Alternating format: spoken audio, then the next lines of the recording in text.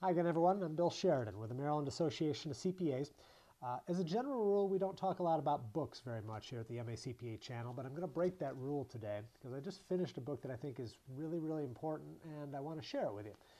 It's called Today We Are Rich. Here's a copy of it right here, written by a gentleman by the name of Tim Sanders. Tim is the best-selling author of The Likability Factor and Love is a Killer App. And when Tim talks about being rich, he's not talking about money. He's talking about a richness of spirit, of having enough of anything, love, knowledge, wisdom, happiness, and then sharing that with other people. When we do that, he says, that's when we really are worth something. It's a state of mind almost as much as anything, and it's not easy either. It requires a lot of hard work, feeding our minds and bodies good stuff, changing our thoughts and words, being genuinely and openly grateful, giving more than we get, keeping our promises, all that stuff. And none of it is easy, but it's terribly important, and I think it's too important not to share with you. So here's the deal. I attended the 2011 CCH conference in San Antonio recently. Tim was the keynote speaker there, and the folks at CCH were gracious enough to carve out some time for me to interview Tim, and Tim was gracious enough to sit down and answer a few of my questions. So I'm gonna shut up now and let Tim tell you a little bit about his ideas. And this is important stuff, so listen up. And when you're done, do yourself a favor. Pick up a copy of this book and read it cover to cover. I think the world needs to buy a whole lot more of the stuff that this guy is selling. Here's Tim Sanders. Tim, what does being rich mean to you? So as I grew up on the farm, I was taught there's two kinds of rich in the world. There's bank account rich, which you measure in money, and then there's rich in meaning. You measure that in the contributions that you make during the course of your life. I was raised to believe that the only difference between bank account rich and poor people is that the bank account rich could tell you for a fact that money won't make you happy. I learned my entire life that meaning is the thing we should chase. And when I applied that to my business life, I realized that being rich as a professional means that I've leveraged my talents and my network of relationships to make a real contribution, either in my community or in my industry. And when I talk to professionals about how they can be rich too, I say the secret lies into becoming the greatest so you can give it away. Now, the subtitle of your book is Harnessing the Power of Total Confidence. What does confidence have to do with that notion of being rich? Total confidence is an outlook. It's an outlook that you're going to be successful in a given situation. A person has total confidence, first of all, because they have a strong sense of self-confidence. They believe in their efficacy. They also have a belief about their potential that's yet to be realized. The second part of confidence has to do with what you feel about your team or your industry or your community. In other words, when all else fails, others around you that are with you will help you become successful. But the third piece of total confidence is a belief in something bigger than all of us. So if you believe that your business is helping people, then that belief of the worthiness of your business is going to give you a sense of confidence. Others that I met in my life have garnered this power, say, from spiritual confidence or even an ideological belief. But what I've learned is that total confidence is rocket fuel for success. It changes everything. It changes your chemical flow. It allows you to leverage more of your brain's capacity. It makes you highly charismatic to other people. They are very drawn to your sense of certainty. And it also gives you a sense of courage so that you can innovate, keep up with changes, and always be ready for the next big thing. Now, in the book, you talk about what you call your new assignment. And I'm quoting here, to inspire a new generation to model total confidence at a time when fear is spreading like a virus. And that sounds a lot like what we're dealing with, or at least what CPAs are dealing with today. There's a lot of change that's going on in the CPA world now. So tell me a little bit about what you mean by that, to inspire a new generation to model total confidence in an era of change and fear.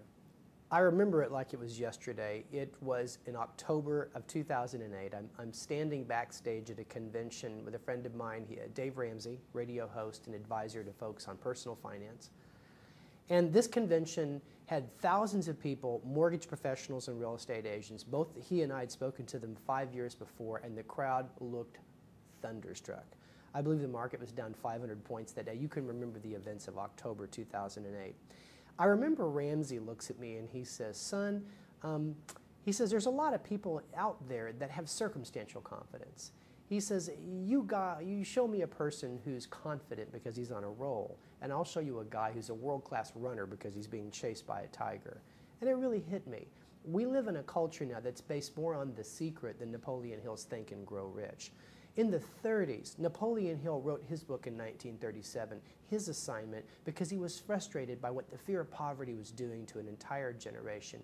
He'd studied for 20 years at that point how highly successful people always found their opportunities at the bottom, not at the top. And so when he wrote his book, he was writing it to really create the idea that confidence and positive thinking wasn't a prescription you gave people, something that you wished for or visualized in your mind. It was the outcome of conscious lifestyle design. So in October 2008, I became very convicted that I should write a book updating a lot of Napoleon Hill's theories, augmenting them with a lot of current psychological theories to really help this new generation of people from a variety of different walks of life understand that lifestyle design is the key to being an effective leader or an effective professional when times get rough. Because I've learned throughout the course of my professional career, going through 3 recessions, that adversity is the great equalizer. It thins the herd and it allows certain people to rise up like the phoenix.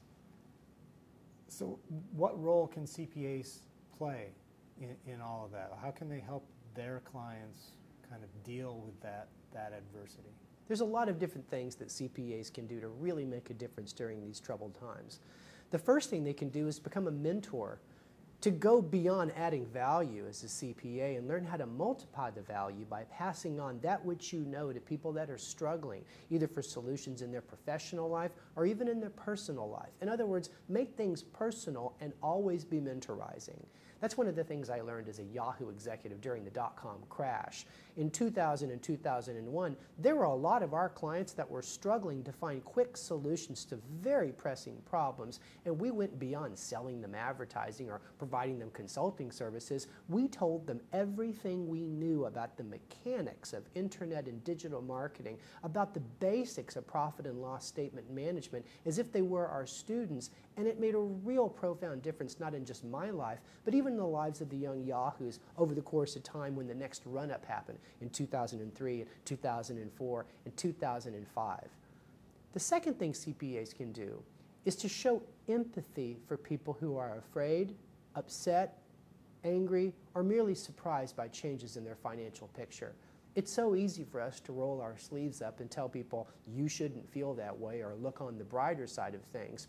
But what research and arbitration says is that when a person is experiencing negative emotions, and the fear of poverty can sure elicit a lot of those these days, the most important answer from a professional is, I'm sorry, period. Carl Rogers, the great psychologist on the subject of empathy, said that for most of us, empathy is best expressed in the space between the words. So when we encounter people that are very afraid or very upset, let our pause be one of the ways that we really make a difference in that relationship. Third and final, CPAs have an opportunity to make a real contribution to the communities they live in through progressive networking. I challenge everyone that's watching this video to dedicate yourself, like Elmer Letterman, the great life insurance salesman, did in the 1930s, to introducing 3 people a week that should meet and getting out of the way. Spend a lot of prospecting time trying to find people that need to meet other people to fulfill new business opportunities, to find new jobs, or to find solutions to their pressing business problems. When you take a business card, write down on the back of it the person that person should meet, and be more of a connector than a prospector or a broker of people. This is the time you can make a tremendous difference in your local community, leveraging your address book, your Facebook following, and all those resources you build up as a CPA to become part of the solution and not part of the problem. You will be remembered during the next market top for the kindness and the investments and the effort you made during the bottom. Let's get back to confidence for a second. And for somebody who that might be kind of a foreign concept to. I mean, you talk about a number of steps that you need to take in the book to get to that level of total confidence. What's the one key or the first step that you would suggest that people take? The most important thing we have to do is be accountable for our lifestyle and what it does to our thinking patterns. Henry Ford once said, if you think you can do a thing or if you think you can't do a thing, you're right. Our thinking patterns determine our attitudes and our behaviors, and they shape consequences in our life. Think of those as the ABCs of personal leadership. But your thinking patterns aren't something that you can just will by design. Your thinking patterns are a product of what you put into your head. So the most essential thing I tell people is you should be as judicious about what you put into your head as what you put into your mouth. You need to create a mastermind group for financial resources about what's really going on in the economy and scrutinize that mastermind group for their intentions. Are they selling you something? Or are they shocking you to keep your attention? Or are they going to live or die based on the accuracy of what they tell you? That's one of the things my former boss, Mark Cuban, taught me. When a recession sets in, you need to reduce the amount of information sources about finance by about 95%, or you will be crushed under the weight of media and all those Chicken Littles out there that spread this airborne disease called small pie. So you got to be very careful about what you read. You need to be very conscious about how much cable television news you take in. The answer is none is my prescription. You need to be very, very cautious about the people you hang out with. And for those of you that have companies that hire staff, don't hire depressed, unhappy, down on their luck people, because once the honeymoon's over, they will spread that attitude around your organization and your organization will come down with the funk. We must treat people that spread bad news like we respond to people on airplanes that sneeze in our face instead of rewarding them for being the most paranoid person at the office. So that's the most important thing I emphasize to leadership. Chicken Little must fry. Improve the lines of information you take in and stop obsessing on the bad news. Face the worst case and realize that almost all what you call bad news in your business life is merely you're going to have to get busy and change news. And that's where the opportunity lies. Now, CPAs are dealing with some really extraordinary changes these days, as I mentioned before, legislative, regulatory changes, some huge shifts in workplace demographics, technology, and these are not unique to CPAs either, but some might see intensely personal changes like these as kind of adding to the chaos. You know, when you throw in the notion that I have to become more confident on top of all these other changes that they're dealing with, some might see that as just one more thing. You know, how would you respond to something like that? So confidence is the secret to embracing change. The more your outlook is positive, in other words, the more your outlook is that all these changes are actually opportunities because your CPA firm is more execution-oriented than the rest of the gang, the more it changes your mind to be less resistant to all those things you've got to stop doing, start doing, or keep doing. So many times, the reason we struggle with change, be it regulatory, demographic, talent-based, market-based, is because we fundamentally lack confidence in capitalism. We lack confidence in the way that the government fixes itself over time. Once we begin to restore confidence, everything gets demonstrably easier.